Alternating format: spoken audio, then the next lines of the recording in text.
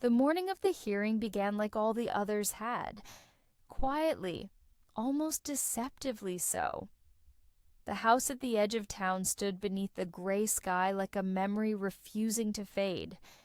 Its white paint, once crisp and proud, had begun to peel along.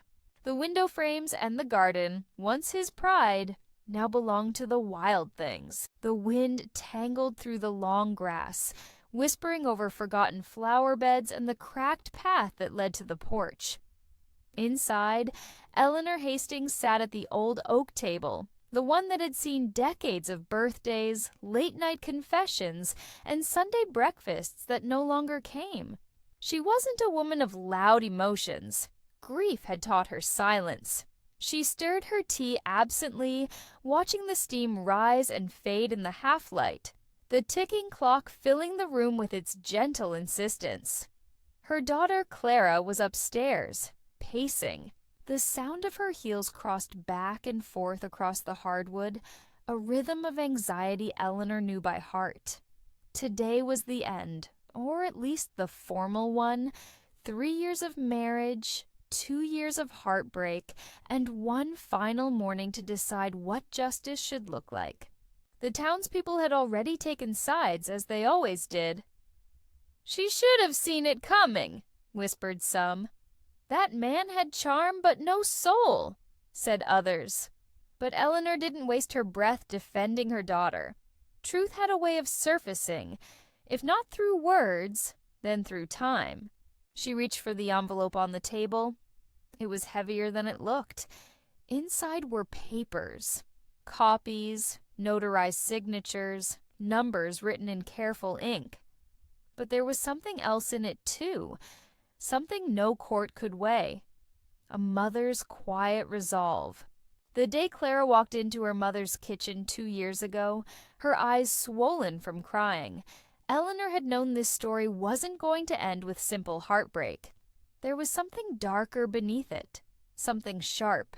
She'd listened, as any mother would, while Clara explained how Thomas had taken control of everything, the accounts, the properties, the inheritance left by Eleanor's late husband.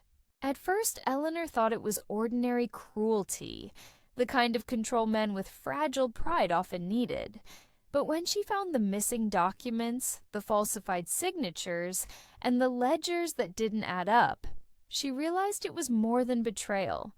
It was theft, concealed beneath charm. She'd spent months gathering what the lawyers couldn't find. Letters, bank statements, and the quiet testimony of a man whose conscience had grown too heavy to bear. The accountant, pale and nervous, had come to her doorstep one night with trembling hands. He'd signed the confession right there on the porch, the ink barely dry as he whispered, "He made me forge it all." Now that truth lay folded inside a cream-colored envelope, sealed not with wax but with patience. The old grandfather clock struck 9. Upstairs, Clara's footsteps stopped. She came down dressed in navy blue, the color Eleanor had suggested, calm, dignified, the shade of someone who had already survived the storm. "Are you ready?" Eleanor asked quietly. Clara nodded. Her voice trembled only once. "He thinks he's going to walk out of there today with everything, Mama." Eleanor set her teacup down and looked at her daughter, her child who had once chased butterflies in the same garden now overgrown with weeds. "Then let him think so," she said softly. "Let him laugh a little longer." They drove in silence, the tires crunching over the gravel road that led into town. The courthouse stood like a relic from another age. Stone pillars, tall windows, and a clock tower that hadn't worked in years. Inside, the air was cool and still, heavy with old echoes. Thomas was already there when they entered, his suit pressed, his grin sharp. He turned as they walked in, offering that same smile that had once charmed everyone in the room. Even now, it was hard to believe that smile had ever belonged to cruelty. The judge, weary but fair, glanced over the papers before him. The hearing had dragged for months, worn thin by the push and pull of accusations, counterclaims, and the endless parade of lawyers. Today, it was supposed to end, and it did, just not the way Thomas expected. He spoke with confidence, almost arrogance, listing what he was entitled to, the assets he claimed were joint, and the inheritance he called marital property.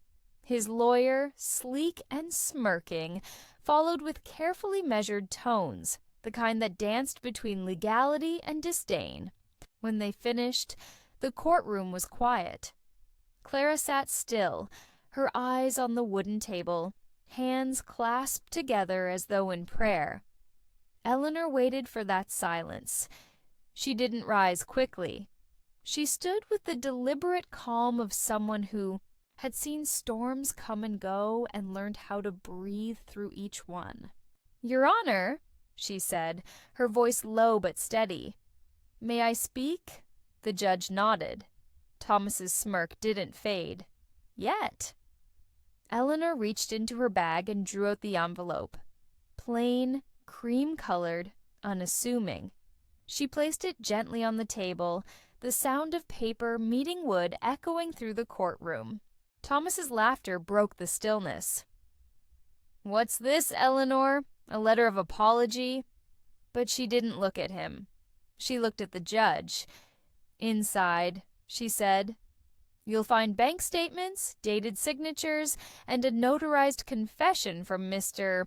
Franklin, the accountant who worked under Thomas's instruction. The signatures on those inheritance documents, they were forged." The judge's brow furrowed. He reached for the envelope, sliding out the contents, eyes scanning line by line. The room shifted. The laughter faded. The murmurs began. When the judge's gavel struck the wood, the sound was final. "Forgery, fraud, and theft," he read aloud. "Mr. Hastings, you are hereby placed under arrest." The smirk fell. Clara's breath caught, and Eleanor simply closed her eyes, not in triumph, but in relief. Justice, slow and quiet, had finally found its voice. Outside, the afternoon sun broke through the gray, spilling light onto the courthouse steps. Clara stood motionless, tears tracing lines down her face. Her mother's hand found hers, firm and warm. "It's over," Eleanor whispered. "He can't take anything more from you." But deep inside, she knew something still lingered. A question, a wound, a silence that hadn't yet spoken its final word. Because some endings don't come with closure. Some arrive like autumn wind, cool, sharp, and full of ghosts. And though the envelope had ended one story, it had quietly begun another. The silence. After justice, the town had always been quiet, but that afternoon it seemed almost too still, as if even the wind was holding its breath. The courthouse stood in the distance, its stone walls glowing faintly in the late autumn sun, while Eleanor and Clara walked down the steps with the weight of years lifting, slowly, cautiously, from their shoulders. The crowd that had gathered outside began to disperse. Reporters scribbled hurried notes. Neighbors whispered behind gloved hands. Small towns thrived on stories, and today they'd been given one to feed on for years. The Hastings scandal, they would call it. A tale of greed, deceit, and the quiet strength of a mother who wouldn't look away. But stories Eleanor knew were never told the way they truly happened. Clara's face was pale, her eyes unfocused. She had dreamt of this day, of freedom, of the moment when the world would finally see what he had done. Yet standing in that sunlight, she felt no joy, only exhaustion. Justice, she realized, was heavy too. Eleanor led her to the car. The engine started with a soft groan, the way old engines do, as if they too understood the weight of human sorrow. They didn't speak on the drive home. The road wound through trees shedding their leaves. gold, rust, and ochre, spinning like memories in the wind.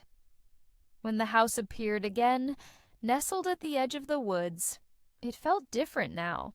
Not safer, not brighter, just quieter. The kind of quiet that comes after a long storm when the air still smells of rain and broken branches. Eleanor parked by the old oak tree. "You should rest," she said softly. "I'll make tea." Clara didn't answer. She walked up the porch steps slowly, one hand trailing along the railing, the other clutching the edge of her coat. When the door closed behind her, Eleanor stood by the car for a while, watching the light fade through the trees. She wasn't sure what she felt. Relief, yes, but also something else. A trembling undercurrent of sadness that justice could never quite wash away. Inside, the house smelled faintly of cedar and dust. The kettle sang low on the stove while Eleanor placed 2 cups on the table, the same table that had held the envelope just that morning. It was strange how something as small as a few sheets of paper could carry so much weight, and how once opened, the truth had nowhere left to hide. Upstairs, Clara sat on the edge of her bed, staring at the framed photograph on her dresser. It was taken 3 years ago, on her wedding day. Her father had still been alive then, standing tall beside her with pride that glowed in his eyes. Thomas's hand rested on her shoulder in that picture. Possessive, confident. She remembered thinking that day that she was stepping into forever. Now, forever had turned into a courtroom headline. A sudden sob escaped her, the kind that surprises even the one who cries it. It wasn't for him, not anymore. It was for the years lost, the love given freely to someone who saw it as weakness. The home she'd tried to build brick by brick, only to find the foundation had been deceit. Eleanor climbed the stairs quietly, a tray of tea in her hands. She didn't knock. She simply entered, as mothers do when they sense a door isn't really closed. She placed the tray on the bedside table and sat beside her daughter. Neither spoke for a long time. The ticking of the wall clock filled the room, slow and steady, the heartbeat of the house itself. Finally, Eleanor said, "You did what you had to do. Sometimes justice isn't about punishment. It's about release." Clara nodded weakly. "I thought I'd feel free." "You will," Eleanor said, "but not all at once." The next morning, the papers arrived early. Headlines bloomed across the front page. Local businessman arrested in fraud scandal. Forged signatures exposed in courtroom revelation. The photo beneath showed Thomas being led away, his charm stripped away like a mask under the harsh flash of cameras. The phone began ringing before breakfast. Some called to offer sympathy, others to gossip under the guise of concern. Eleanor let them talk.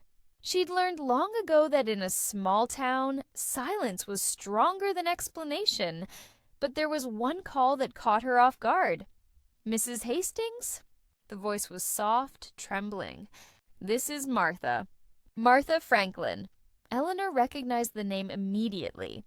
The accountant's wife. The man who had come to her doorstep that night, signing his confession in the dark. "Is everything all right, dear?" Eleanor asked, her tone gentle but alert. "It's about my husband," Martha whispered. He left town last night. Didn't say where. Just left a note saying he was sorry. I thought you should know." Eleanor's heart sank.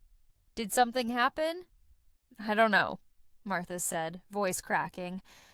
"He's been so afraid since the hearing began. Said Thomas wouldn't go down alone. Said there were others who knew things. I didn't understand what he meant."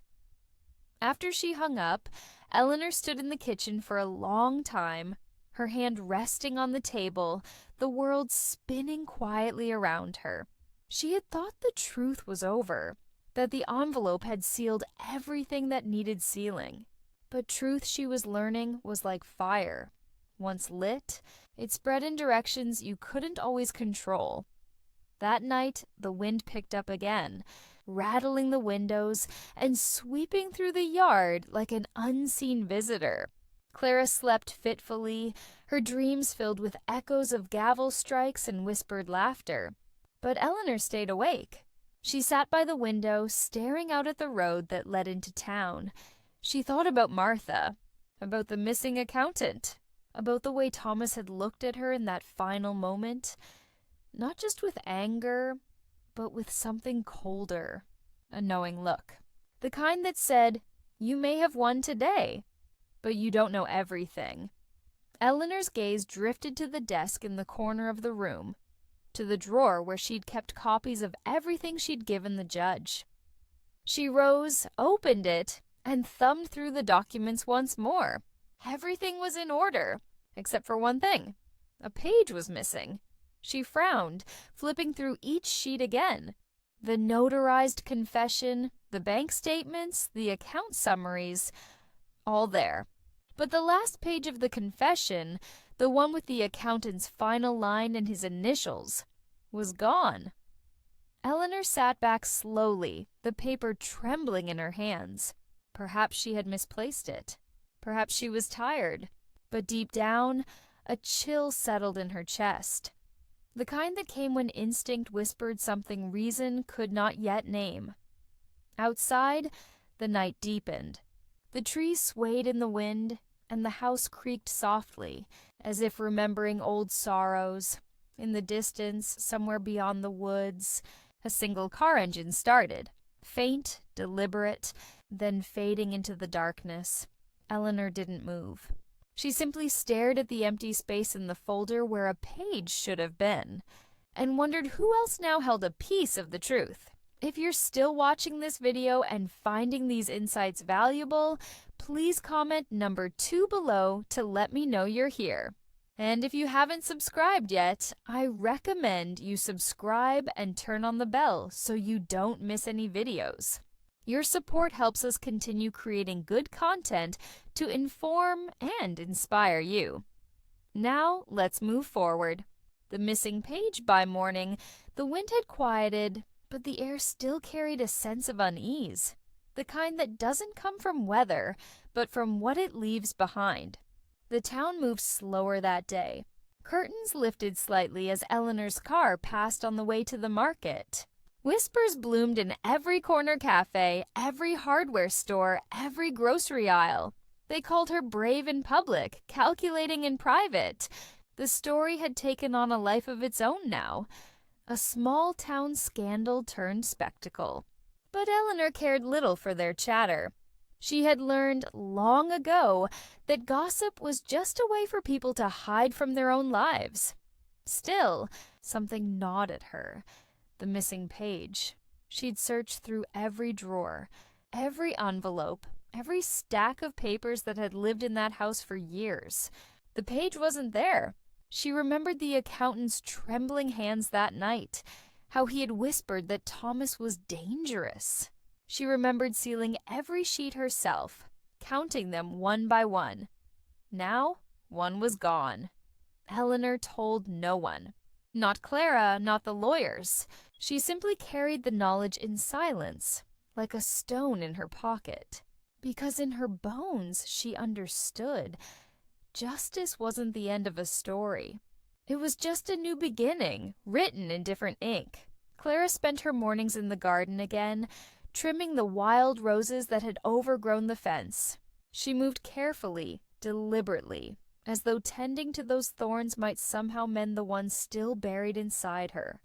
The papers had declared her vindicated, free, and restored. Yet she still looked hollow, like freedom had arrived too late to save the soft parts of her.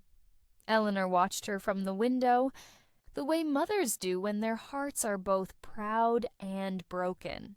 She wanted to tell her that healing wasn't a straight road, that sometimes it twisted, circled back, even doubled over on itself before finding peace. But words had become fragile things lately, easily broken, easily misunderstood. Instead, she wrote a letter. "My dearest Clara, justice, I've learned, is not a single moment. It is a slow turning of the tide. Today may feel empty, but tomorrow will fill in the spaces. You are not the sum of what was taken from you, but of what you still hold. Love will return in gentler forms. It always does. She didn't give it to her daughter, not yet. She simply placed it inside the desk drawer beside the remaining papers, the same drawer that even now felt incomplete. That afternoon, a knock came at the door, a hesitant one, soft but urgent. Eleanor wiped her hands on her apron and opened it. On the porch stood a man she hadn't seen since the hearing, Sheriff Larkin.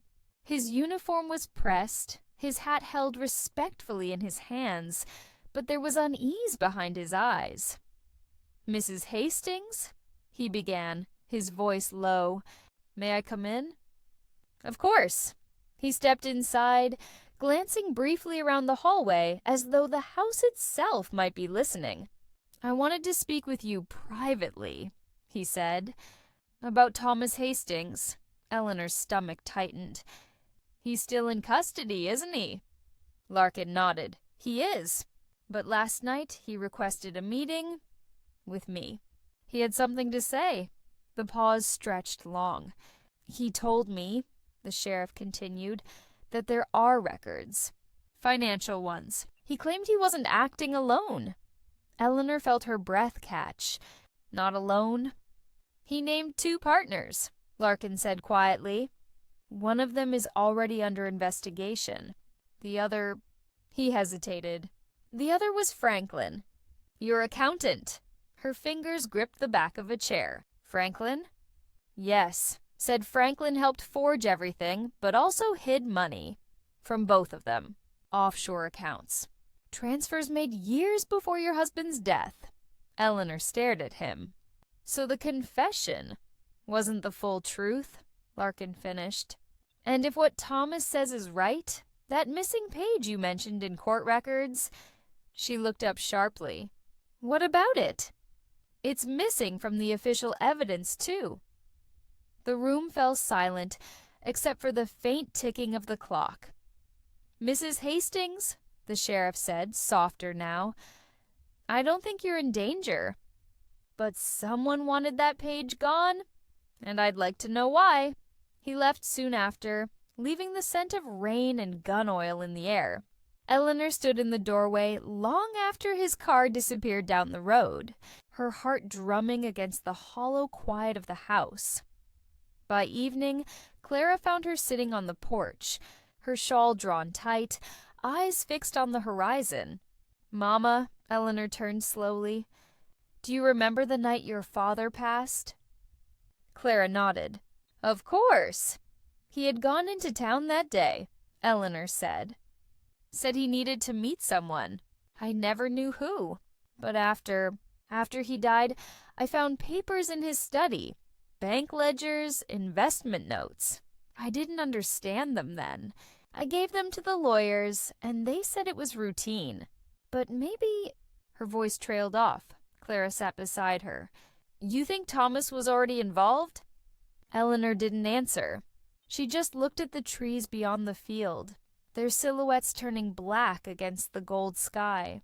"Some things begin long before we realize they've started," she murmured. When night came, the house seemed to breathe slower, heavier. The ticking clock, the whispering wind, the low hum of the refrigerator, every sound carried meaning now. Eleanor couldn't sleep. She rose, slipped her shawl around her shoulders, and went downstairs. The desk drawer waited like an open wound. She pulled out the papers again, spreading them across the table under the soft lamplight. The confession, the ledgers, the letters, all silent witnesses to a truth she had only half unearthed. Then she noticed something she hadn't before. On the corner of one page, faintly smudged beneath the signature, was a number, a long string of digits half faded. Not a date, not a check number, an account number. Eleanor reached for the telephone. Her hands trembled as she dialed a number she hadn't used in years. "The one belonging to her late husband's lawyer, Mr. Collins," he answered groggily. "Eleanor, it's been a long time. I need your help," she said quietly. "Something's not right." He listened as she explained, his voice sharpening with each word. "That number," he said finally, "doesn't belong to any of your husband's accounts. It's tied to a trust, one that was dissolved after his death, or so we thought." A long silence followed. "Eleanor," he said finally, "where did you find this?" "In the papers from the trial," she replied. "Then someone wanted you to." The line went dead, leaving only the sound of the dial tone and Eleanor's breathing. She stood there for a long time, staring at the papers, at that fading number, a trail left behind by someone who wanted her to look closer. For the first time in months, fear began to creep in. Not of Thomas, not of scandal, but of something larger, more deliberate. She folded the papers neatly and returned them to the drawer. Then she took out her husband's old fountain pen, dipped it in ink, and wrote on a clean sheet of paper, "If anything happens to me, tell Clara to look for the trust." She placed the note beneath the drawer lining, where only a searching hand might find it. Then she blew out the lamp, and the house sank into darkness once more. Outside, a single car passed on the distant road. Its headlights cut through the trees, paused for a heartbeat near the old oak, and then drove away. Eleanor stood at the window, her reflection pale against the glass. Somewhere beyond the dark, the truth was still moving. Quiet, patient, unfinished, and she knew deep in her bones that the envelope hadn't ended it all. It had only opened the door. The ashes of old secrets. For 3 days, rain fell without pause. Not the kind that soaks and passes, but the long, patient kind. The sort that seeps into the earth and into memory alike. The Hastings house stood quiet beneath its gray shroud, the sound of water dripping from the eaves marking time more faithfully than any clock. Eleanor had always loved the rain once. Her late husband used to say it washed away what the heart couldn't bear to carry. But now, as she watched it streak the windows, she wondered if some things were never meant to be washed away at all. On the 4th morning, the storm broke. The air felt raw, newly born. Clara came down the stairs with her hair unbound, wearing her father's old cardigan like a memory draped across her shoulders. She looked tired, but her eyes, those soft hazel eyes, had something new in them. "I'm going into town," she said. "I want to visit the lawyer, Mr. Collins." Eleanor paused with her teacup midair. "Why?" Clara hesitated. "I couldn't sleep. I kept thinking about what you said, about the ledgers, about Papa's trip the day he died. There's something in that story we've never understood. I just need to know if it connects." Eleanor nodded slowly. She could have said no. She could have said let it rest. But truth, once stirred, never slept again. "All right," she said softly. "But promise me something, Clara." Her daughter looked up. "If you find what you're looking for, be certain you want to know it." The town of Millbrook had only one law office, and it looked more like a library than a place of business. Tall shelves, the smell of old paper and lemon oil, and a fireplace that never quite managed to chase away the chill. Mr. Collins was waiting when Clara arrived. He rose from his chair, his hair a silver halo in the lamplight.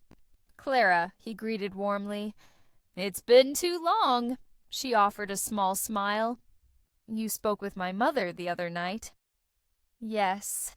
She sounded unsettled. Clara took a breath. "I think there's something my father knew before he died.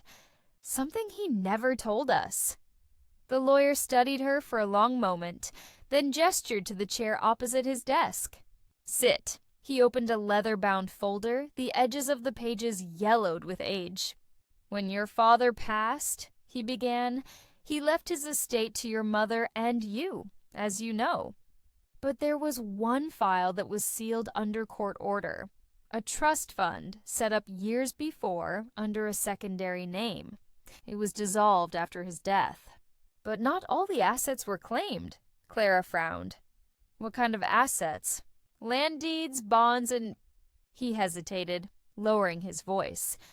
"Several offshore deposits in your father's name, connected to an account number that surfaced again recently, in the documents from your mother's case." Her heart thudded. "You mean—" "Yes," he said. "The same number."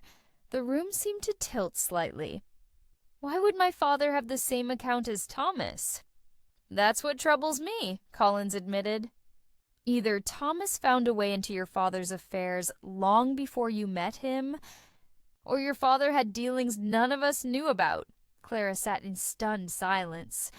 Her father had been a man of decency, integrity, the kind who left his shoes by the door and prayed before dinner. But even the kindest hearts carried secrets. "Is there any record of who managed that account after his death?" she asked. Collins nodded slowly.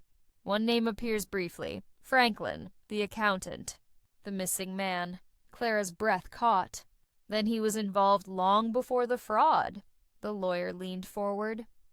"If that's true, Clara, then your husband may have used your father's trust to fund his ventures. It wasn't just theft. It was inheritance laundering." She stood, her pulse roaring in her ears. "He used my father's money against me." Collins reached out gently. "You don't have to carry this alone. Let me help you trace it properly." But Clara was already halfway to the door. "No," she whispered. "This time, I'll find the truth myself." Back at the house, Eleanor felt the emptiness before she even saw it. Clara's car was gone, but her daughter's absence carried a strange, cold weight. The telephone rang once that afternoon. She didn't answer. Something in her heart told her whatever waited on the other end wasn't news she was ready to hear. Instead, she went to her husband's old study, a room she hadn't stepped into for years. Dust lay thick on the shelves. The air smelled of old leather, ink, and faintly of him. The desk still held his notebooks, the ones filled with neat, slanted handwriting. She opened one. Expenses. 1983. Another. Investment notes. Confidential. But the third one stopped her cold. On its first page, in her husband's hand, were the words, "Franklin has agreed to manage the offshore accounts. If anything happens, Eleanor must never know." The pen slipped from her hand. The words blurred. Eleanor must never know. She sank into the chair, her breath unsteady. Her husband, the man she had trusted beyond reason, had kept her in the dark. And Thomas, that snake of a man, had somehow unearthed what she was never meant to see. The sound of tires crunching on gravel broke her trance. Through the rain-streaked window she saw a car pulling up. Not Clara's. Black, unfamiliar, its engine idling low. She closed the journal quickly and stood. A man stepped out, umbrella in hand. Not young, not old, but with that sharp, tidy look of someone who belonged to business, not to mercy. He climbed the porch steps and knocked twice. When Eleanor opened the door, he smiled, a polite, practiced smile that didn't reach his eyes. "Mrs. Hastings," he said, "apologies for the unannounced visit. My name is Peter Grant. I represent Franklin and Associates." Her blood went cold. "Franklin?" "Yes," he said. "I believe you've met his wife. I'm here to retrieve certain documents your family may still possess." "I'm afraid you're mistaken," she said evenly. "I don't think I am." He took a step closer, lowering his voice. "You see, Mrs. Hastings, the page that's missing from your case file? It was taken before it ever reached the courthouse. Someone paid well to make sure of that." Her throat tightened. "And you know who?" He smiled faintly. "Let's just say The people involved prefer silence, and they'd like it to stay that way. Rain tapped against the roof, each drop sharp as a heartbeat. Eleanor held his gaze steady, unblinking. "You tell your employers," she said quietly, "that silence is earned, not demanded." The man's eyes narrowed. Then, with a curt nod, he turned and walked away, disappearing into the rain. Eleanor closed the door slowly, locking it behind her. Her hands trembled, but her voice, when she finally spoke aloud to the empty house, was calm. "They've come back for the truth." Upstairs, she could still smell Clara's perfume in the hallway, faint and floral, like innocence lingering just beyond reach. She sat on the edge of her bed, staring at the dark window. Somewhere out there, her daughter was walking into the same storm she herself had tried to end. The envelope, she thought bitterly, had never been about ending. It was a beginning, a crack in a dam too long held shut. And as thunder rolled in the distance, Eleanor Hastings realized that she had only just opened the first page of a story her husband began. Her son-in-law continued, and she, unwillingly, would now have to finish. The city of ghosts. The morning Clara drove into the city, fog clung to the highway like a veil. It wasn't the kind of mist that cleared quickly. It lingered, patient, as though the past itself refused to let her through. For the first hour, she drove in silence. No radio, no distractions.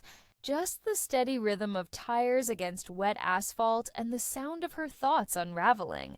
She kept replaying her father's name in her mind, pairing it with the one that haunted her now. Franklin. 2 men, worlds apart, bound by a single secret. And somehow Thomas, her ex-husband, had woven himself into that same thread. When she reached downtown, the city greeted her not with welcome, but with indifference. Buildings rose like silent watchers. Their glass faces reflected 1,000 stories she'd never know. She parked near the old financial district, where the air always smelled faintly of ink and ambition, and made her way toward the Franklin and Associates office. The brass plaque beside the door gleamed. Polished too recently, she pressed the buzzer. A voice crackled through the intercom, clipped and professional. "Do you have an appointment?" "I'm here regarding Daniel Hastings," she said. "And a closed trust from 1983. There was a pause long enough to make her doubt herself. Then the lock clicked. Inside, the air felt still, unnaturally so. Dark paneled walls, a grandfather clock that ticked a beat too slow, and the faint hum of fluorescent lights. A woman appeared from a side office. Late 50s, stern but not unkind. "You must be Clara." Clara blinked. "You know who I am?" The woman nodded, motioning her inside. "Your father used to visit often." "I'm Margaret. I managed his portfolio back then, before Franklin took over." There it was again, the name that shadowed every step she took. "Did you know Franklin well?" Clara asked. Margaret's expression shifted. "As much as anyone could. He was meticulous, brilliant even.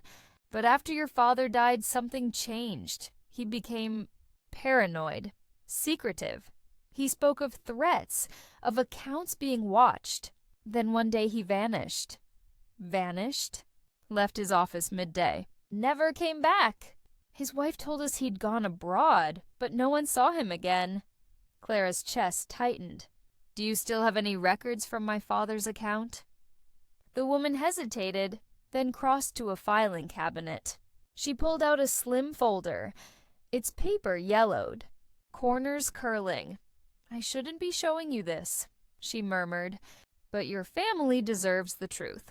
Inside were a few typed letters, transaction receipts, and one handwritten note. The handwriting was unmistakable. "Her father's. Franklin assures me the transfers will remain untraceable. The fund will protect them if anything happens." Clara must never know. Her heart pounded so hard she thought the room might hear it. "Protect them," Clara whispered. "Who did he mean?" Margaret frowned. Your father was careful with his words. But there was a rumor that he was shielding someone. A client or a partner? Or a family member, Clara murmured. Before she could ask more, the office door creaked open. A man stood there, tall, dark coat, hat pulled low. He nodded politely to Margaret, but his eyes locked on Clara with quiet recognition. "Mrs. Hastings?" he said evenly. "You shouldn't be here." Margaret stiffened. "Mr. Grant." But he silenced her with a look. Peter Grant, the man who'd come to her mother's door. "Following me now?" Clara said, voice trembling. "Not following," he replied coolly. "Protecting interests. Your digging could expose things that were meant to stay buried." "Like what?" "My father's integrity?" He smiled faintly. "Like his arrangements with people who don't forgive easily." Clara's hands clenched around the folder. "He wasn't corrupt." "Maybe not at first," Grant said. "But desperation changes men. Especially men trying to protect what's left of their families." His words hit like glass shattering. Not because they were cruel, but because they almost sounded true. "What do you want from me?" she asked. "Nothing," he said. "But I suggest you stop before you start something you can't finish." Then he turned and walked out, his footsteps fading into the hall's heavy silence. Margaret exhaled shakily. That man has too many keys and too few answers. Clara tucked the folder into her bag. "Then I'll find the answers myself." She didn't drive home right away. Instead, she stopped by the river, the same one her father used to take her to when she was little. Back then, he'd tell her the water never forgot. It carried whispers from the mountains all the way to the sea. Now, standing there in the pale city light, she thought she could almost hear him. "Protect them," he'd written. Them. It wasn't plural out of habit. It was deliberate. It meant someone else was part of that secret. Someone still alive. Her gaze drifted across the water, the reflection of the skyline trembling on its surface. Who was her father protecting? And from whom? She pulled the envelope from her coat pocket. The same one she'd taken from her mother's desk. Its seal still unbroken, the handwriting delicate and precise, to be opened only when the truth becomes heavier than silence. Her fingers hovered at the edge. For a moment she wanted to tear it open, to end the ache right there. But something in her gut said not yet. Truth had timing. And this one wasn't ready to be told. Back in Millbrook, the house felt colder. Eleanor spent the evening in the study, burning old letters in the fireplace one by one. Not out of rage, but out of understanding. She knew now that her husband had tried to shield her, even if it meant lying. But she also knew that lies never stayed buried. When the last letter turned to ash, she whispered into the crackling fire, "Daniel, whatever you were protecting, I'll see it through, even if it breaks us." Then faintly from the hall, the phone rang again. Once, twice, a third time. When she lifted the receiver, the line hissed with static. Then a voice, male and low, came through. "You should have burned the envelope first." The line went dead. The weight of secrets. When Clara returned home that night, the house was dark. No lamp glowed through the window. No music played from the old gramophone in the sitting room. Only the soft hum of wind moving through the eaves. The drive from the city had been long, winding, and filled with a silence that didn't comfort. In the passenger seat lay her father's old folder and that unopened envelope.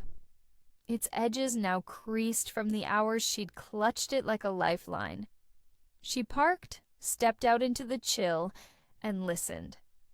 The world around her seemed to hold its breath. "Mother," she called softly, pushing the door open. The house answered with a low groan of settling wood. Her heels clicked faintly on the hardwood floor as she crossed the threshold. The scent of burnt paper still lingered. Faint, bitter, and sharp, curling around her like a ghost of something that shouldn't have been disturbed. Mother? No answer. Then, a creak from the parlor. Clara turned slowly and saw her. Eleanor sat in her chair by the fireplace, wrapped in her old wool shawl. Her hands rested in her lap, perfectly still. For a moment, Clara thought she'd fallen asleep. But then she saw the phone receiver lying on the floor beside her, the cord swaying slightly. "Mom?" Eleanor stirred, looking up with eyes that had lost their usual calm. They were wide, not in fear exactly, but in the way of someone who had just glimpsed a truth too big for words. "He called," Eleanor whispered. Clara knelt beside her. "Who?" "The man from the hearing. The one who came to our door. Grant." Clara's pulse quickened. "What did he say?" Eleanor's gaze flicked toward the ashes in the hearth, where the last remnants of burnt letters still smoldered. "He said I should have burned the envelope first." The words settled between them like a drop of ink spreading through clear water. How could he know about that? Clara murmured. Eleanor shook her head slowly. "Because, my dear, whatever your father started, it didn't end with him. That night neither of them slept. They sat together in the kitchen as the hours crawled past, the clock ticking too loud in the silence. Clara laid out everything she had. The folder, the note, the memory of Margaret's frightened eyes, and the echo of Grant's warning.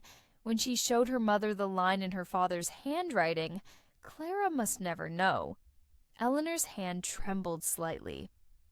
"Do you remember anything about a trust?" "From the 1980s?" Clara asked. Her mother hesitated, searching her memory. Only whispers. "Your father was always careful with business, but toward the end, before he got sick, there were men visiting late. Papers on his desk that he'd hide when I entered the room." "Did he ever mention Franklin?" "Once. Said the man was brilliant but lacked conscience. I thought it was business gossip. I never imagined—" Her voice trailed off.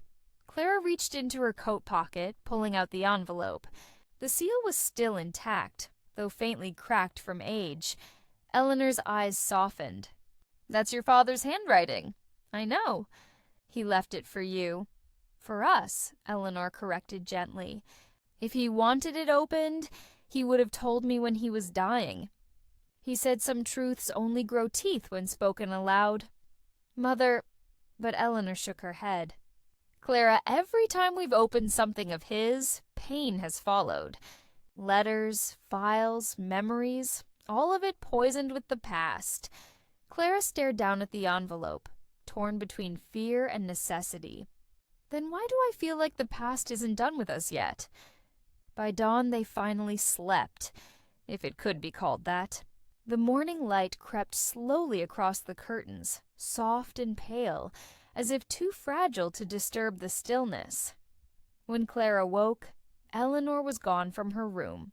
She found her outside, standing by the oak tree with a shovel, her breath visible in the cold. "What are you doing?" Clara asked, rushing over. Eleanor didn't look up. "Your father used to bury things here. Time capsules, old journals, even his fishing knives. Said the earth kept secrets better than people did."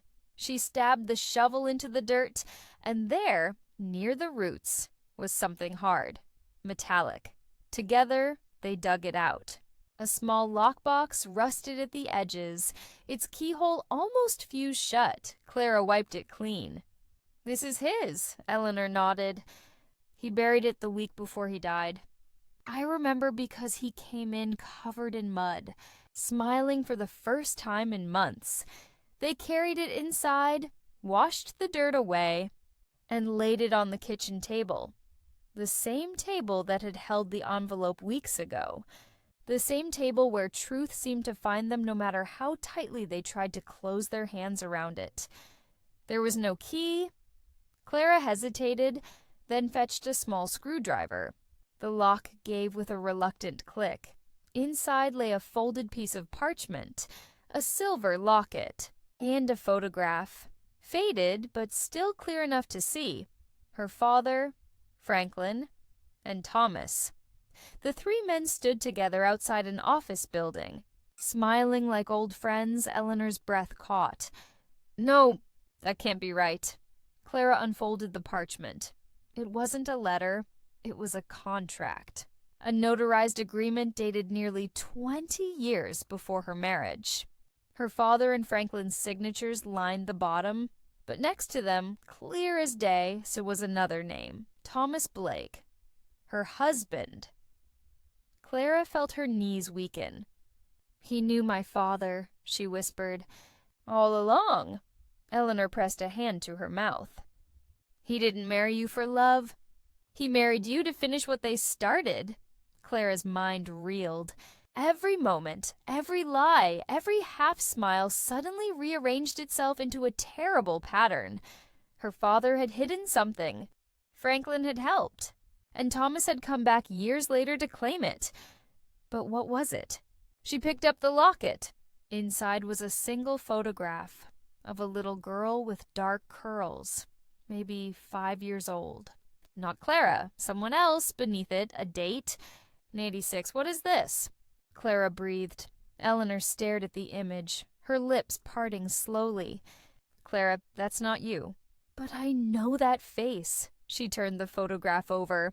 On the back, in the same neat handwriting they'd seen on the envelope, were 4 words. She was the beginning, that night, as the wind began to rise and the power flickered. Clara sat by the table with the locket open in her hand. Her mother sat beside her, silent, her expression unreadable, a mix of dread and dawning clarity. Outside, the headlights of a car appeared at the end of the long drive. They moved slowly, cutting through the fog like 2 pale eyes searching the dark. "Mother," Clara whispered, standing. Eleanor didn't move. She just looked toward the window and said quietly, "I think the truth has finally found its way home." The girl in the locket. The headlights stopped at the edge of the driveway, idling. The hum of the engine mingled with the wind, the fog curling around the car like breath on a mirror. Inside the house, Eleanor and Clara stood frozen, 2 silhouettes framed by the glow of the fireplace and the pulse of fear that filled the air. Neither spoke. Some moments don't need words. They already carried too much noise inside them. The car door opened. A figure stepped out. Tall, deliberate, wrapped in a long, dark coat. He walked slowly toward the porch, his boots crunching over the gravel. When he reached the steps, he stopped. His face remained in shadow. "Mrs. Hastings," he said quietly, "we need to talk." The voice was unmistakable. "Peter Grant." Eleanor didn't move. "You've done enough talking." Grant removed his hat, rainwater dripping from its brim. "You think you understand what's happening, but you don't. That locket you found, it wasn't meant for you." Clara stepped forward, her voice low and trembling. "Then who was it meant for?" He hesitated. "For the girl in the photograph." Eleanor's hand tightened on the edge of the door. "Who is she?" Grant looked past them, into the house, as though searching for something. "If I tell you, there's no going back." "We passed that point weeks ago," Eleanor said. He nodded once, stepping inside. The air between them thickened. The clock on the wall ticked once, twice, and then fell silent, its mechanism winding down as if even time itself wanted to listen. Grant glanced at the locket still open in Clara's palm. Her name was Anna Franklin. "Daniel Hastings' ward, though he never made that public." Clara blinked. "My father had a ward. She wasn't adopted, not legally, but he took her in after Franklin's wife died. The girl was 5. Franklin couldn't handle his losses, his business, his wife, his sanity. So Daniel offered to raise the child until Franklin could recover. Eleanor's brow furrowed. I don't remember any child, Grant nodded. He kept her hidden, said she'd be safer that way. There were rumors about the Franklin accounts, about funds moved offshore, and names changed. That little girl was connected to all of it. Clara's voice was a whisper. What happened to her? Grant hesitated. She vanished in 1986, the same year that contract was signed. A silence fell so deep that even the fire seemed quiet. Eleanor turned slowly to her daughter. Clara, that's the year your father came home with a broken arm and said he'd fallen from the boat. Grant nodded grimly. He didn't fall. There was a fire that year in one of the Franklin storage offices. Records burned, people died, but not everyone was meant to. What are you saying?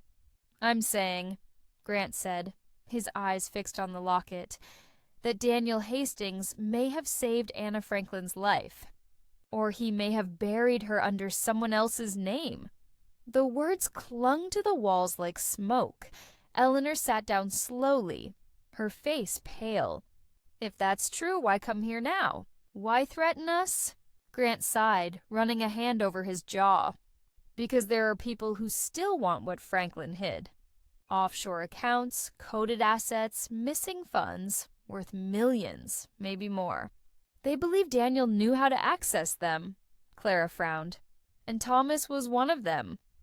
Grant didn't answer, but the silence was enough. He married me to find it, she said quietly. My entire life was a map to a fortune that doesn't even belong to me. Her voice broke, not from shock anymore, but from a deeper grief. A grief that comes when you realize love had been an illusion dressed up as fate. Grant stepped closer, lowering his voice. Listen to me, both of you. If you still have that envelope, the one your husband gave the court, you need to destroy it. There's a code written inside those documents. A series of dates and numbers Franklin used to trace the accounts. I warned you before. Truth has a cost. Eleanor looked up sharply. And if we don't? He met her gaze unwavering. Then they'll come for it. And they won't stop at paper. Outside, the rain began again. Soft at first, then harder, pounding the roof like fingers drumming impatience. Eleanor stood, her strength quiet but fierce. You've brought danger to my door, Mr. Grant, but I've lived through loss before. Don't mistake that for fear. Grant studied her for a long moment, then nodded. You remind me of him, you know. Daniel. He had that same calm in a storm. It's what made him dangerous. Then he turned toward the door. Before he left, he paused. One more thing. If you find another photograph, one with Anna and Daniel together, keep it safe. It's proof of who she really was. And who was she? Clara asked. Grant's eyes met hers. The heir to everything Franklin stole. And then he was gone, swallowed by the rain and the fog. His figure fading into the night like a secret retreating back into silence. Eleanor locked the door behind him, her hand shaking only slightly. Clara stood by the window, staring out at the drive. Her reflection in the glass looked like a stranger's. Eyes hollow, hair tangled, the face of someone who'd loved and lost too much in too little time. Mother, she said softly. If Anna was the heir, what did father have to do with it? Eleanor didn't answer right away. She looked down at the locket still open on the table, the tiny girl smiling from behind its glass. I think, she whispered, your father wasn't hiding money. He was hiding her. Later that night, when Clara finally drifted into uneasy sleep, Eleanor remained awake. The rain had slowed, leaving only the whisper of wind and the creak of old wood. She reached for the locket, holding it close to the firelight. The child's eyes seemed almost alive in the glow. Dark, wide, trusting, and in that moment, Eleanor remembered something. A summer afternoon, decades ago. Daniel had come home with a child's dress in a brown paper bag. When she asked who it was for, he'd smiled faintly and said, "Just someone who needed a little kindness." She'd thought nothing of it then. But now, she looked toward Clara's room where her daughter slept. And for a fleeting, dizzy second, her heart stumbled over an impossible thought. Could Anna Franklin still be alive? Could she be closer than anyone imagined? The fire hissed, sending a spark into the dark, as though echoing the thought she couldn't speak aloud. Eleanor whispered into the empty room, "Daniel, what did you do?" Bloodlines in ashes. The morning came gray and cold, one of those mornings where even the sunlight felt reluctant, creeping shyly through the curtains as if uncertain it belonged there anymore. Eleanor had not slept. The clock on the mantel struck 7, each chime falling heavy in the hollow quiet of the house. In the other room, Clara stirred. Her movements were faint, the rustle of sheets, the soft thud of bare feet on the floorboards, but they sounded like echoes in a church. Eleanor sat at the kitchen table, the locket lying open before her. The little girl's eyes looked back at her, unblinking. She had the same curls Clara had once had, the same shape of chin. And yet, something was different. She couldn't tell if it was imagination or memory twisting together. She only knew the resemblance haunted her. When Clara entered, she was pale, her hair tousled, her eyes heavy with questions. "Mother," she said quietly, "I had a dream about Father." Eleanor looked up. "Tell me." He was standing by the river. He said the same thing he always used to say. "The water remembers." But this time, he looked at me and said, "It remembers what I took." Eleanor's breath caught. "What he took?" Clara nodded. "Then he dropped something into the water. A photograph. I couldn't see it clearly, but I think it was the same picture. The one from the locket." Eleanor reached across the table, taking her daughter's hand.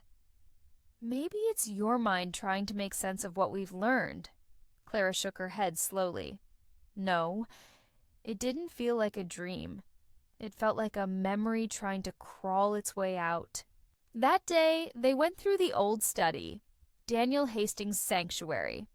Dust hung in the air like the ghost of everything left unsaid.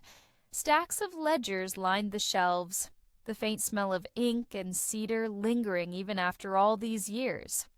Eleanor ran her hand over the desk. He kept records of everything, except what mattered most. Clara knelt beside the filing cabinet. Most drawers were empty, their contents long burned or boxed away. But the bottom drawer stuck slightly, as if something inside resisted being found. With a gentle tug, it opened, revealing a small wooden box tied with a black ribbon. Clara untied it carefully. Inside lay several Polaroids, yellowed with age. Children. Different ages, different faces, all taken near the old Franklin estate, judging by the ivy-covered walls in the background. And in the last photo, there she was again, the little girl with dark curls sitting beside a younger Daniel Hastings. He was smiling, not the polite, restrained smile he wore for neighbors and clients, but a rare, unguarded one. Eleanor stared at it for a long moment. He loved her. Clara looked at her. "Do you think she died?" Eleanor hesitated. "Or maybe he couldn't keep her safe." She turned the photo over. On the back, in her husband's neat hand, were 4 words, the same as before. She was the beginning. That evening, rain returned. Not a storm, but a steady, rhythmic fall, the kind that makes the world blur at its edges. Eleanor stood by the window, lost in thought, while Clara sat near the fireplace, her gaze fixed on the locket. "Mother," Clara said softly, "what if Father didn't just hide her? What if he gave her a new name?" Eleanor turned. "What do you mean?" Clara looked up, her voice barely above a whisper. "What if I'm not who I think I am?" The question hung in the room like smoke. Eleanor's lips parted, but no words came. Her mind raced back to the day Daniel had brought Clara home from the hospital. How the nurse had said the paperwork was delayed. How Daniel had filled out the forms himself, insisting he handle it personally. At the time she'd thought it was efficiency. Now it felt like control. "Clara," she said slowly, "don't let your mind go there." "But what if it's true?" Clara's voice trembled. "What if I'm Anna Franklin? What if he—" Eleanor stood abruptly. "Enough." Her tone was sharp, but her eyes were wet. "Your father may have made mistakes, but he wouldn't have stolen a child." Clara rose too, the locket clutched in her hand. "Wouldn't he? He lied to you.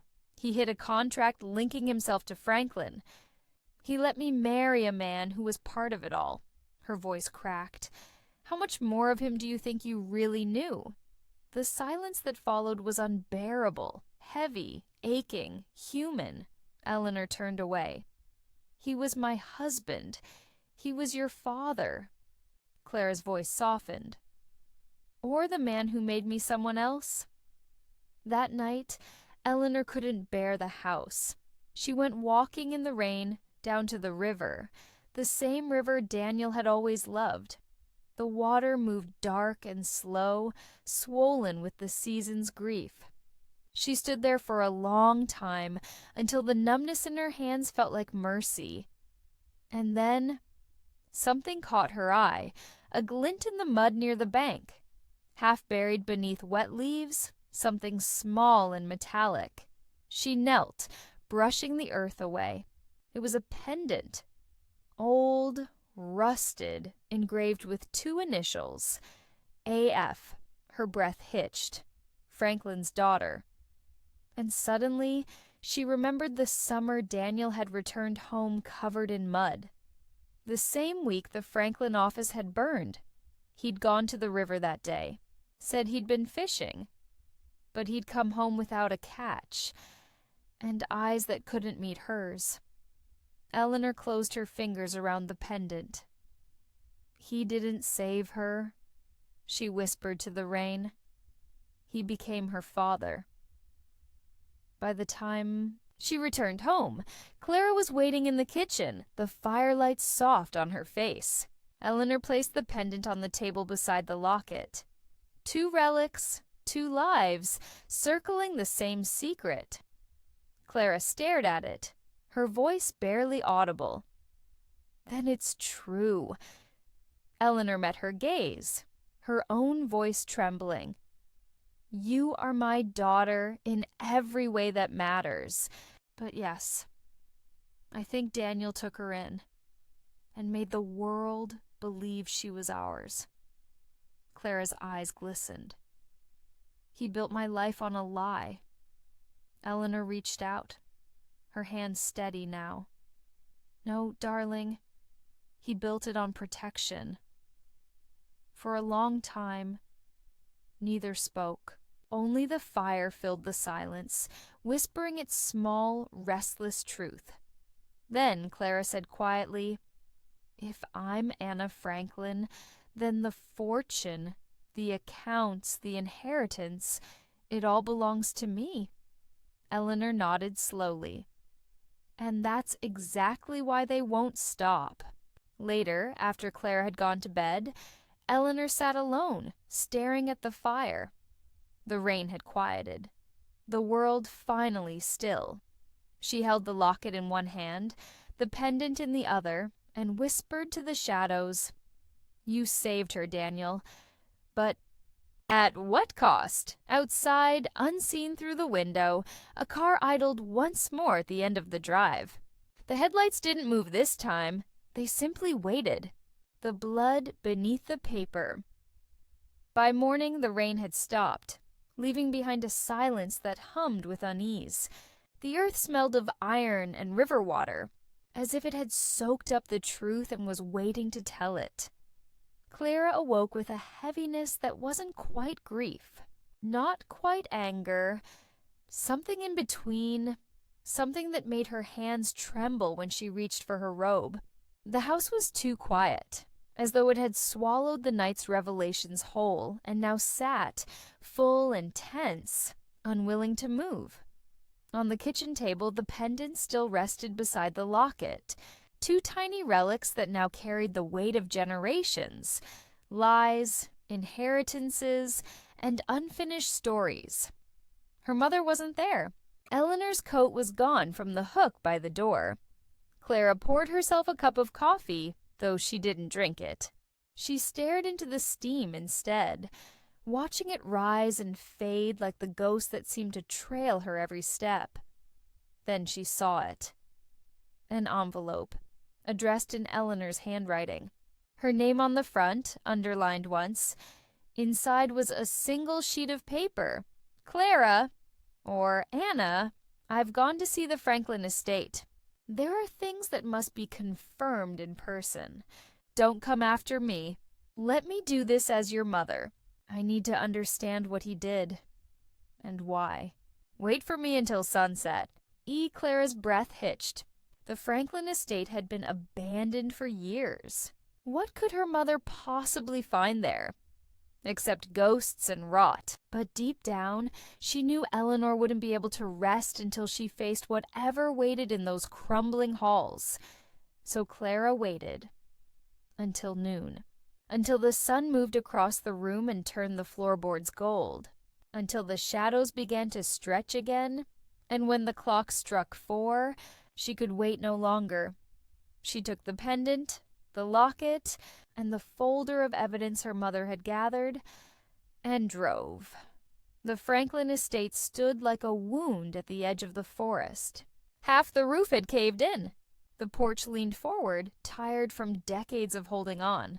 A rusted gate hung crooked, its iron curls swallowed by vines. Clara parked at the edge of the old drive. The air was still, heavy with that kind of quiet that makes every sound feel like trespass. Inside, the house smelled of damp wood and memory. Her footsteps echoed faintly. Old wallpaper peeled in long curls, like parchment trying to reveal what lay beneath. "Mother?"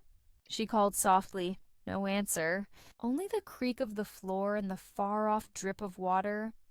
She found the main study easily. The door half open, the air inside colder. And there, on the desk, lay Eleanor's notebook. The last page was open. Written in her mother's steady, deliberate hand were 3 words. He knew her. Clara felt her pulse quicken. Beneath the note lay another envelope. Old, brittle, sealed with wax long cracked and crumbling. She lifted it gently. Inside were photographs.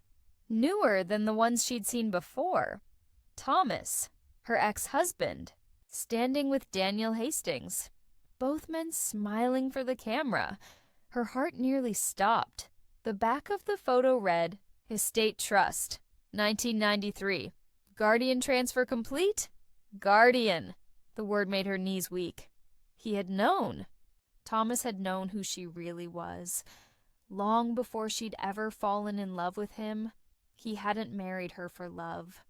He'd married her for legacy. Clara dropped the photograph, the air leaving her lungs in a sharp gasp. She stumbled backward, her mind spinning with flashes.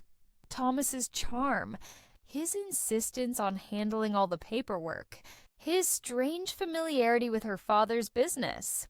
The marriage had been a transaction, a closing of the circle. Her entire life, every tender word, every smile, had been a chess move, and her mother was nowhere in sight.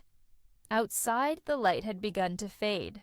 Clara stepped onto the porch, her breath visible in the cooling air. "Mother," she called again, louder this time. A sound came from the trees, a faint rustle, then a shape emerging. Eleanor. Her coat was soaked, her hair unpinned, but her eyes were alive, bright with fury and heartbreak.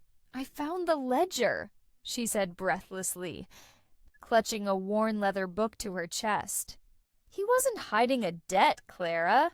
He was hiding a transfer of guardianship from Franklin to Hastings."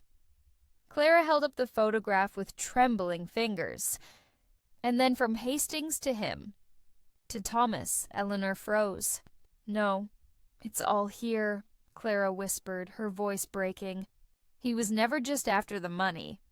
He was the last link in the chain." For a long, harrowing moment, they stood in the fading light. Two women realizing they had both been living inside a lie built by men they once trusted. Eleanor stepped closer, cupping her daughter's face. "We're not their story anymore," she said. "Do you hear me? Whatever this was, it ends with us." Clara nodded, her jaw trembling. "Then we end it." Back home, the rain returned once more, soft, relentless, like a lullaby for the broken-hearted. Eleanor and Clara spread the documents across the kitchen table.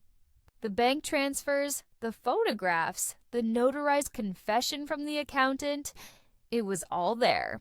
Everything needed to bring the truth into the light. Only one thing remained: the letter Daniel Hastings had written before his death. They had found it tucked into the back of the ledger. The ink was faded, but the words still burned. "If you are reading this, then I have failed to protect her. I thought I could outwit them. I was wrong. The Franklins, the Hastings, the lawyers, we are all complicit. I only wanted her to have a life untouched by greed. But love cannot erase what blood remembers." Eleanor read it aloud, her voice shaking. Then she folded it carefully, placed it back inside the envelope, and sealed it with a trembling hand. "This," she said softly, "is the envelope that will end it all." Outside, through the window, Clara saw the same car again, the one that had idled in silence nights before. Its headlights blinked once, then went dark. Eleanor didn't turn around. She simply said, "Let them come. We're ready now." The clock struck 8. The rain grew heavier, and the story, their story, began to move toward its reckoning. The courtroom of quiet thunder.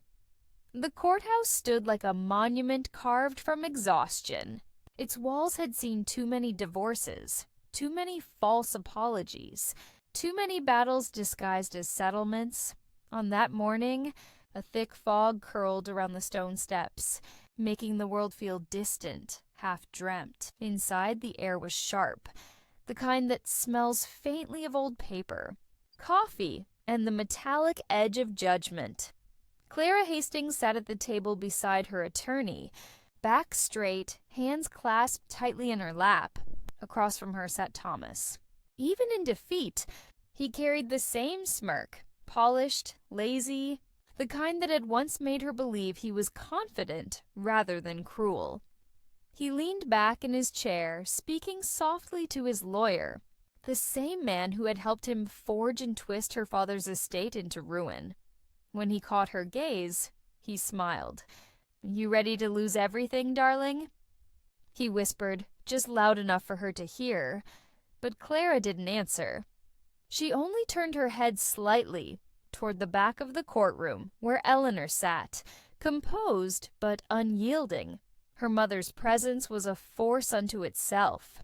Not loud, not proud, just steady, like a mountain that had stood through every storm. The judge entered. The room rose, then settled into uneasy silence. The hearing began with the routine motions: property divisions, account disputes, familiar arguments that had been rehearsed too many times. Thomas's lawyer spoke first, voice slick and practiced, his tone soaked in artificial charm. "Your Honor, my client has been more than patient. He merely seeks what is lawfully his. a fair portion of the Hastings trust as agreed upon during the marriage. He gestured toward the stack of folders in front of him. Here are the records proving the joint ownership of assets, signed and dated by Mrs. Hastings herself. The judge nodded. Mrs. Hastings, do you contest the validity of these documents? Clara glanced at Eleanor. Her mother gave a slow, deliberate nod. Yes, Your Honor, Clara said calmly. I do, Thomas's lawyer smirked. On what grounds exactly? Clara looked directly at her ex-husband. On the grounds that they're forgeries? A murmur rippled through the courtroom. The lawyer chuckled. Forged? By whom, may I ask? Eleanor rose from her seat at the back. Her movements were unhurried, her presence commanding without ever needing to raise her voice. By the man sitting beside you, she said. The judge frowned. And you are? Eleanor Hastings, she said simply. Clara's mother, and the keeper of the envelope that will end this. A silence so complete followed that even the hum of the ceiling lights seemed to pause. Eleanor walked forward.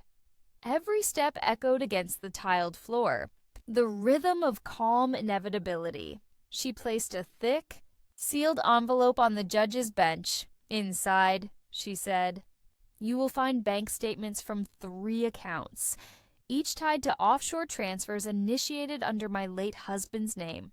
You'll also find notarized statements from his former accountant, Mr. Rourke, who has since confessed to falsifying financial records at Mr. Thomas's request.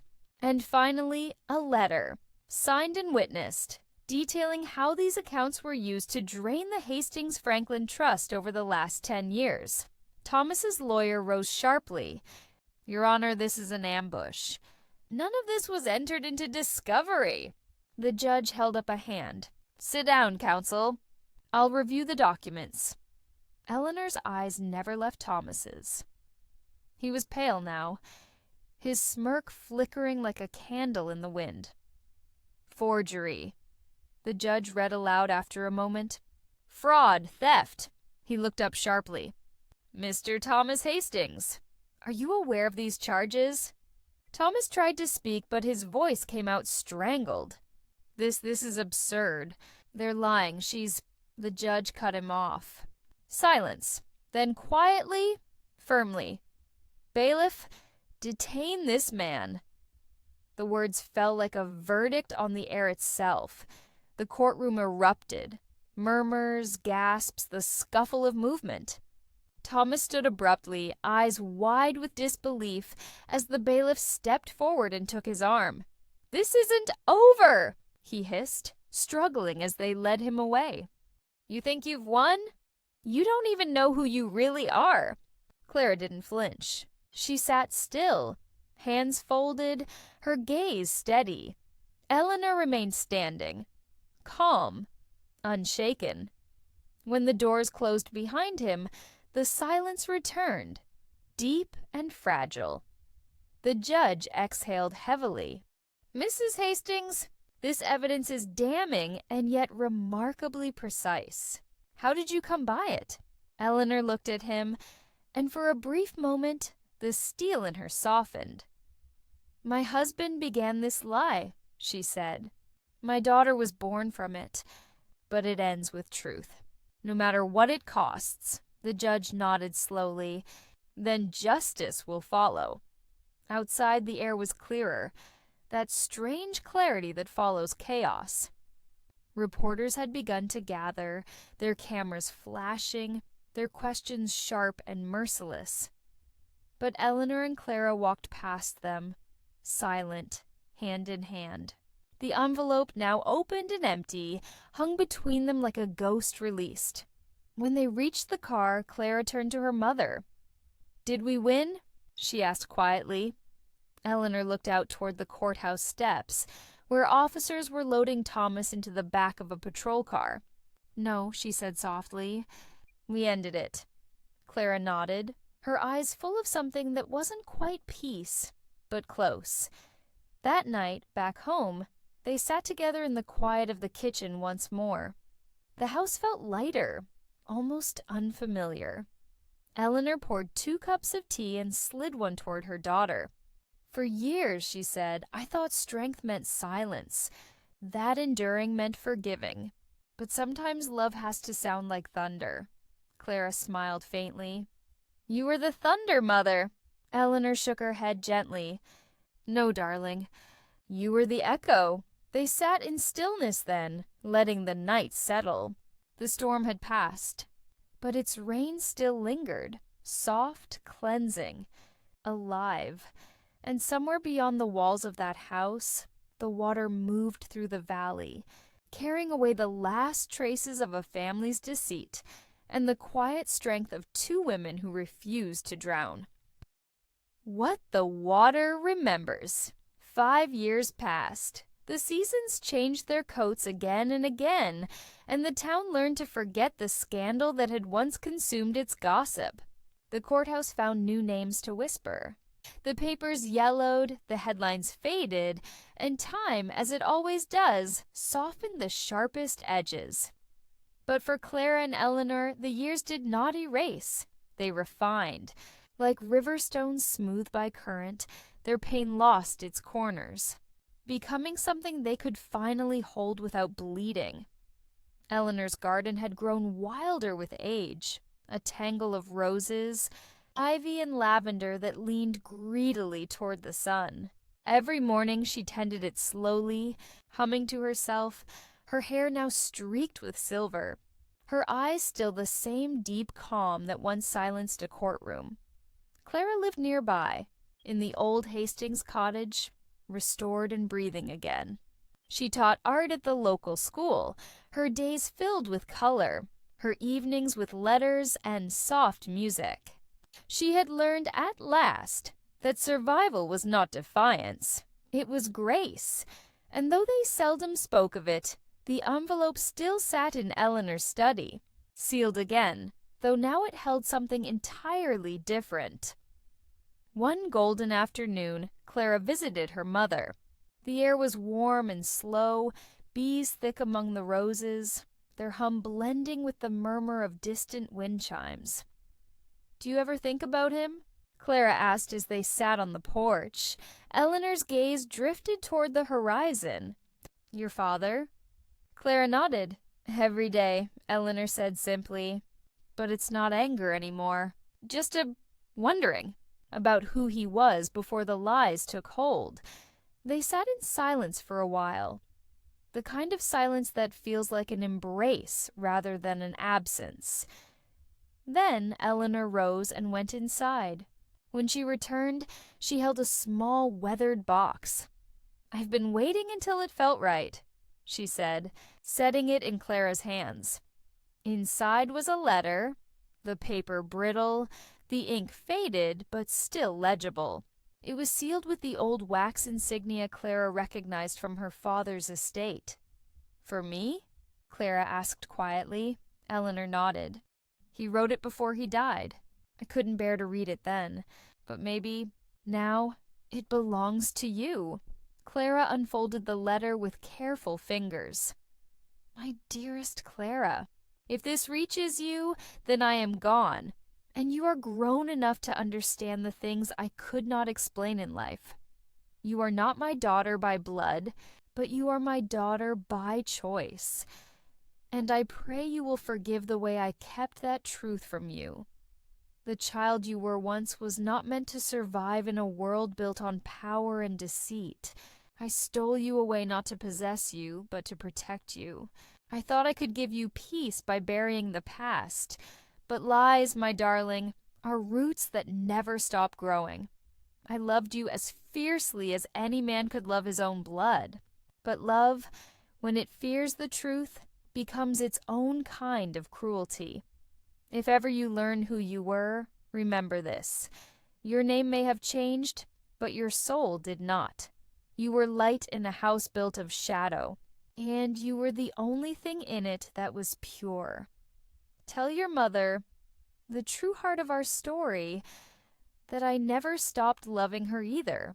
She was the water that tried to cleanse what could not be redeemed. I leave you this. and whatever forgiveness you can find. Let the truth set you free, but never let it harden you." Daniel Clara sat very still, her fingers pressed against the trembling paper. Tears gathered quietly at the corners of her eyes, but they didn't fall right away. Her mother watched her with a gentleness that only years of love can carve. "He wrote it for you," Eleanor said softly. "Not as a defense, but as a confession." Clara nodded slowly. "He was wrong, and still I understand him." Eleanor smiled faintly. "Understanding is the beginning of peace." Clara folded the letter again, slipping it back into its envelope. It felt heavier now, not with guilt, but with completion. That evening they walked down to the river together, the same river that had carried so many secrets, and now perhaps could carry one last. The water glimmered with the light of the sinking sun, rippling gold and glassy. Eleanor took her daughter's hand. "Shall we let it go?"